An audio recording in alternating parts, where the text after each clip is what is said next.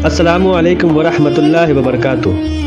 हुजूर अकरम सल्लल्लाहु अलैहि वसल्लम शब मिराज में बैतुल मुक़द्दस की तरफ जाते हुए मिस्र के करीब एक मकाम से गुजरे तो उन्हें नहायत ही आला और ज़बरदस्त खुशबू आने लगी। आप सल्लल्लाहु अलैहि वसल्लम ने हज़रत जिब्राईल अलैहिस्सलाम से पूछा कि ये कैसी खुशबू आ रही है। जवाब मिला कि फ़िरौन की बेटी की बांदी मशाता और उसकी औलाद के कब्र से आ रही है। फिर हज़रत जिब्राईल अलैहिस्सलाम ने उसका किस्सा बयान किया। मशाता फ़िरौन की बेटी की खादमा थी और वो खुफिया तौर पर इस्लाम ला चुकी थी। एक दिन फ़िरौन की लड़की को कंघी करते हुए उसके हाथ से इत्तफाकन कंघी गिर पड़ी। वो उठाने लगी तो उसके ज़बान से बेसाख्ता बिस्मिल्लाह निकल गया। उस पर शहजादी ने कहा कि तूने आज अजीब कलमा बोला, रब तो मेरे बाप फ़िरौन ही है, तो फिर तुमने ये किसका नाम लिया? उसने जवाब दिया, फ़िरौन रब नहीं, रब वो अल्लाह है जो मुझे और तुझे और खुद फ़िरौन को रोज़ी देता है।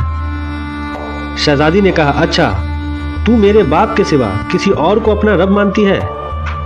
उसने जवाब दिया, हाँ, मेरा, तेरा और तेरे बाप का, सबका रब अल्लाह ताला ही है। शहजादी ने अपने बाप से कहलवाया।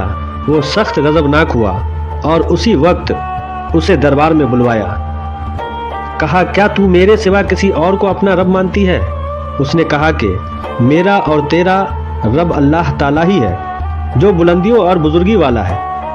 फ़िरौन ने उसी वक्त हुक्म दिया कि तांबे की जो गाय बनी हुई है उसको खूब तपाया जाए और जब बिल्कुल आग जैसी हो जाए तो उसके बच्चों को एक एक करके उसमें डाल दिया जाए, आखिर में खुद उसे भी उसमें डाल दिया जाए। चुनांचा गरम की गई। जब आग जैसी हो गई तो हुक्म दिया कि उसके बच्चों को एक एक करके उसमें डालना शुरू करो। उसने कहा, बादशाह एक दरख्वास्त मेरी मंजूर करो, वो ये कि मेरी और मेरे इन बच्चों की हड्डियाँ एक ही जगह डालना।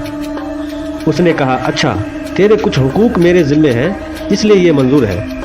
उसकी दोनों बच्चियाँ उसकी आंखों के सामने डाल दी गई और फौरन जलकर राख हो गए।